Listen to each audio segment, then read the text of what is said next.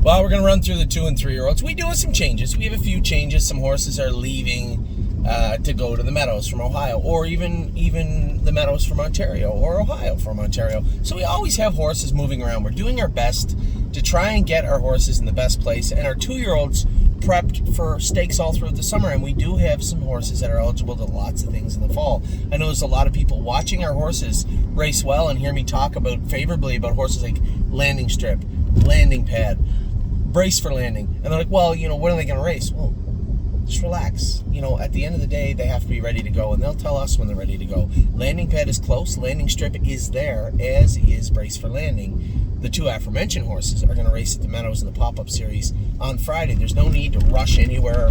There's Sire Stakes coming up, the New Jersey Classic. And is it called the New Jersey Classic? I'm not sure. If you happen to see a Starbucks along here, let me know. This place looks familiar, too. I don't think I've ever been here, though. Yeah. So we'll get right to it. Absolute euphoria. Jogging back now. We have our eyes set on the fall at some point. Overnights with her. Probably race her 2, 3, 4, 5 times. See what we got. If we like her, we put her away and start her back up in Ohio. If we don't like her, she can leave. But I suspect we'll like her. I like everything about this filly. That work she put in on open house day was a lot of work for her. She was almost not ready to do that, but did it and looked like she was ready to do it. Her professionalism was on display, and I liked what I saw from her. So hopefully we have a good fall with her. Anchors Up has come back in, or will be coming back in soon. Same type of thing. I think there might be a race in Corbin. I think, not positive, but I think in Corbin later on. So we'll try and get him ready for later on. That race is like November. So we'll see how Anchors Up does later on in the summer. Austral Hanover, I continue to pump this horse's tires and pat him on the back because he deserves it. This is a horse. Yeah, I've said it a million times. In fact, I said it in the interview the other day. Our expectations were exceedingly low for Austral Hanover. He was not a good horse training down, but decided he wanted to be one. Super, super impressed with the way this horse has come out. I don't wish they did this. I don't wish they gave me fits all spring to the point where you're like, this horse is terrible, and then they come out and race good, but it's wonderful to see that happen sometimes. It just reaffirms what I always say to you guys. You just never know. I don't. You certainly don't. No one knows. Only the horse does, and they're not telling anyone. Brace for Landing will go to the Meadows on Friday. I was happy with his qualifier. Happy with it. I thought that Landing Strip actually qualified a little bit better, but you can still see the immaturity in Brace for Landing. I think he's going to come forward in a big way, and that starts hopefully this Friday. Carter Michael Dio, immature, but man, so fast. I talked to Ron Burke. Now, this is Ron Burke's day. Adios Day was his day, and he made a point to sit there and talk to me about Carter Michael Dio for a good 5-10 minutes, about how impressed he was, how Dexter really liked him. Horse has got he said, honestly, he's got a serious shot in the final. If he behaves, does everything right, horse has got a shot in the final. And I agree. I said, yeah, I think he does. It's pretty hard not to think he does. I mean, the horse was the fastest last quarter by far. If you only watched the last quarter of the race, you'd be like, the winner looked good, but who was that horse screaming on the end of it? That was Carter Michael Dio. So a lot of some quietly high hopes happening, but at the same time, I know what kind of a scatterbrain he still can be. So I'm interested to see how he's going to race on Saturday. Cash Deal's out in the field. She'll be out in the field till the fall. I know you never want to see a horse get a little injury, but it is an injury she'll recover fully from, and we'll be able to race her in the fall, a stronger, more mature filly. Chocolate for Lunch, just watched her finish third at Clinton. I wouldn't say it was a great race. You get up to the quarter quick with her, but she's headstrong, and I don't know, in hindsight, I was the one telling her, hey, keep going to the front during the race. In hindsight, probably would have been better to drop in the 2-hole. But that's racing. That is what it is. I think she's an okay horse. She's an okay filly. Is she going to win any stake races? Maybe a prospect or something, but she's all right. She's okay. We'll see how she does throughout the summer into the fall. Now, Columbus, he's in the sale tomorrow. I needed to see more from this guy, and I did. And that's really what it boils down to, is I needed to see more, and I didn't. So we'll see how he does tonight in the Sire Stake in the Buckeye event. But, he's likely selling tomorrow in the preferred sale. Where are we at now? Coupe de Ville. A lot of people asking why she in to go at Bowling Green with Don Irvine and Hobbles.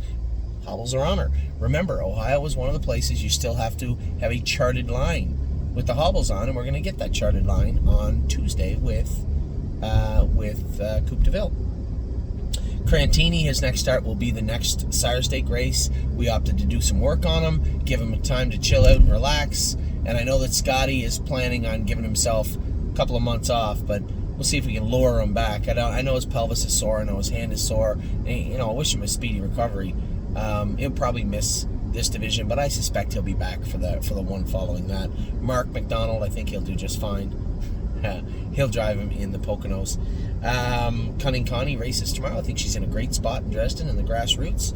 So I wish everybody good luck with Cunning Connie. Cutie Cumber, her differential was a little flip. We're not going to enter her at Mohawk. We're going to draw her blood again. And I think we're going to take her to the Meadows for her first lifetime start. Will be in that pop-up series. I just think we have her and Tactical Mounts can both come over here. If Dominic said she's picky with her food or she's a little crabby on Monday or Tuesday, she won't be entered at the Meadows. So it's very important. Her body language will be very, very important as to whether we're going to enter her or not. Enzo Guayo, I thought he was flat the other day. Again, didn't scope the greatest. We're really working on some allergies with some horses. I think we're making headway. He raced very well in Philadelphia, but I need to see a little bit more of that as we head into the Poconos on the 14th. I gave him a couple of days off just on the grass to freshen up. Fashion Presidente will race in the Non-Werza 2 this week. He got a week off, so he'll start in the Non-Werza 2. See if we can get a good line onto him coming into the Poconos on the 14th. Five Fish Species has been training down well, I've been told. No hobbles, been in 2:15 or something. So Mario was really happy with her. I'm interested to see her when I get home. I'll get to see her jog, maybe even train once. Full Heart. Here's a filly that's going to have to do more on the 9th, or she's not going to be with us. The 14th is also a Monday, which would be the next sale. There was a 9th Buckeye. The Buckeye in the 9th, and I expect to see... I liked what I saw. I thought she was improving her last start, and she very well could easily improve to a point where everybody's comfortable. I'm happy with her. Maybe not super happy because I think she's got a lot more to offer, but maybe happy enough where we're not talking sales with her. So right now she's safe. We'll see how she does in the next coming weeks, the next coming days and weeks. Gandalf the Black, got to get him in. He didn't get in Tuesday. Hopefully we can get him in on Thursday. GJ's ATM, his next start. I'm going to try and make it out there. I think they said the 12th in Springfield, Illinois. I've never been to Springfield, Illinois. Obviously a historic track. I would like to go out there and actually race those two horses, Rosita and GJ. We'll see if we can get out there. High Enterprise, Indigo Wednesday, but drew the 8-hole. Just no luck with this filly so far. Hill Street Blues tonight in the Buckeye. Again, he's in the sale tomorrow. He hasn't been enough. He hasn't done enough for us, and I think that's pretty obvious. Pretty obvious for everybody. Horn Player raced poorly her last start, but then didn't scope good, got her blood taken, her differentials flipped, and her weight counts up. So a little bit sick. We'll work on her, and maybe I might just school her on Friday. I don't want to put any more bad lines in her. I might just school her on Friday at Mohawk. Lady All-Star. Lady All-Star, I said the other day, a few weeks away. That's false. She's 5 weeks away. She'd been in 30. I thought she'd been in 220. That's on me. That's my fault. But she's coming along nicely. Greg said she's doing her work well. Landing pad, landing strip, both similar, both ready to go. Landing strip a little bit more with that qualifier in 57. Landing pad's coming. He's coming along. I think Dominic said he wanted to race him Thursday at Mohawk. We'll see how he does. Leaps and Bounds is in tomorrow at the Red Mile. Pick to win, 8-5. I think that's a good spot for her to be. I can't wait to see her race tomorrow. Magical Tom is in the sale, but depending on how he races tomorrow, we're going to need to see a little bit more money for him. I don't mind Magical Tom, but I do want to see him race good tonight. Tonight is a very pivotal race for him in the Stable.ca barn. Merchant Man, getting a little bit closer. Was happy with what I saw the other day training. I didn't get an update yet from Greg about how he trained on Saturday. I'll get to that today, but I know what I saw on Monday was pretty decent mile for Merchant Man. Mo Power Baby, third the other day, a winner in 2 minutes a week before. She's back in to go Tuesday. I've said it a few times now, just really pleased with the way that Ross Leonard has managed this filly, and massive profit. He's done a great job. So hopefully we can forge a great relationship with him moving forward. More than you know. I know there was a couple of marks on his shins, but I got to blame myself. I just... First, coming out of the gate, okay, horses make mistakes, but I should have been a little more aware when I put him in gear coming out of the turn. I just thought the gate was a mistake and it wasn't going to be repeated, and that was on me. I'm an easy second or third. I might have got there, but man, he's a fast colt.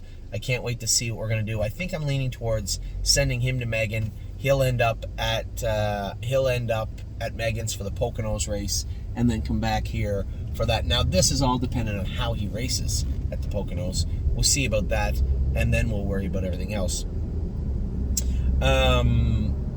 My 1%'s out in the field. He's going to stay out for a while. I'm just going to let him grow up, fill out, put some weight on. Nothing But a Dreamer. Dougie McNair is going to drive him Tuesday. He's 7-2. Looks like he's in a good spot. He's a really, really nice colt. Oh my gosh. Been in 2-8 now. Jason said train better. Still, every week. I know a lot of people are asking when. He's going to race when he's ready. He's not ready yet, but he's getting closer every single week. Olczek into a race. I think he's picked to win in the maiden or numbers or whatever maiden class Monday at Grand River Raceway, so that'll be good to see. Real Fear, he's got one more shot. He's going to be in the Buckeye on the 9th, I think, in Urbana, and he's got to pull it all together because yesterday was an unimpressive race from my standpoint. Rito Legacy back jogging now, so not much to report there. She's just jogging.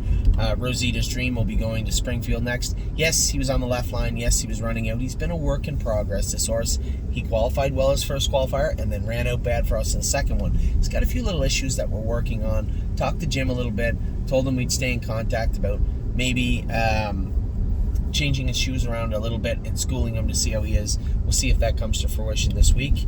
Silent Assassin, I just got off the phone this morning talking to my brother Mark. I'm going to send Silent Assassin to Megan Scran. She is going to race her in Monticello. I schooled her here in 2-2-ish. Last half, 58 and a piece, 59. 1-2 Skip If You picked me off the wire, but 1-2 Skip If You is a 3-year-old that just went in 57. So very happy with Silent Assassin. Happy to where we got her back to now. Is she good enough for the stakes? I don't know. I don't know if she is. We're going to find out. Because I would be flabbergasted if she made a break in her next start with Mark. I would be. What do we got next? Sipping on My Shines out in the field. We're going to leave him out for a little bit. Don't want to jump over anybody here. Sir Strong qualified in 2 minutes. I'd like to go back with another qualifier. I wish that James was there to go with the horse, but he was busy this week being stupid. So he's going to need a few weeks off. So Sir Strong will qualify Tuesday. I'm probably apt to put Austin Sorry on the horse because he had schooled him a couple of times for us also. Sister Solange didn't scope the greatest the other day, but we have lots to work on, and we're going to continue to work on that as she gets closer to her next race. She's going to have a week off, then she'll come back. She'll come back for her start at the Meadows. Spitfire Overseas, another horse, didn't scope the greatest, a lot to work on with him, and we have a path forward and a plan for this guy, so I think you're going to see a better version for sure, maybe the best version of Spitfire Overseas when we get to the Poconos. Swinging Senorita has been tremendous all year for us. This is really hard to believe. I don't usually tout purse money and wins and everything. I just don't do that. But here's a filly that in, 4 starts has made $110,000 and is... I like Chris Lems's filly. He's a good filly. She's not tons better than Swinging Senorita. She might be a little bit better. But if we draw better, get a better trip, we're the better filly. And we might be the better filly anyway. Swinging Senorita was incredible the other day. First over, just crushed them and looked good doing it. She's a really talented filly, and I've been really, really happy with her. Tactical Mounds, a winner in her first start in Georgian Downs. She'll come back either at Mohawk or the Meadows. She'll be in a Mohawk Thursday or the Meadows on Friday, one or the other. What do we got now? Tailgate Buzz, third the other night, but a good third. We were really rocking on the end of it. I know it only showed 29, but I didn't put him in gear till almost the 7/8 pole. So Tailgate Buzz finished up strong, finished third. I like what I saw from him. Victor Cruz will race at Bowling Green this week in a fair. Both him and Real Fear will race in preparation of the Urbana Fair. Urbana is where they're going to be racing the Buckeye next. So in preparation of that race, they will both be racing this week. What do we got next? Next. Warwi Yuri, schooling this week again. As I said to Mary, I know Mario's chomping at the bit to get him qualified. He said there's no rush. 58, 59. That's what I want to see. When you can tell me you can do that, that's when you can qualify. So that's where we're at with Warwi Yuri. What a Mission is in a good spot tonight in the Buckeyes. Just turned out to be a sweet little horse to drive too. Whispering Song, her and Smoking Hot Irish Girl. Man, oh man, oh man. It just... bad luck with these two fillies and bad timing. So we're working our asses off to get this blood squared away, but they can't race until they're 100%, and they're not near 100% yet. So probably not going to see them for a couple of weeks yet. And then wouldn't it be nice is jogging. Those are the 2-year-olds. We'll be back with the 3-year-olds. Run through that list a little quicker. Be back in just a second.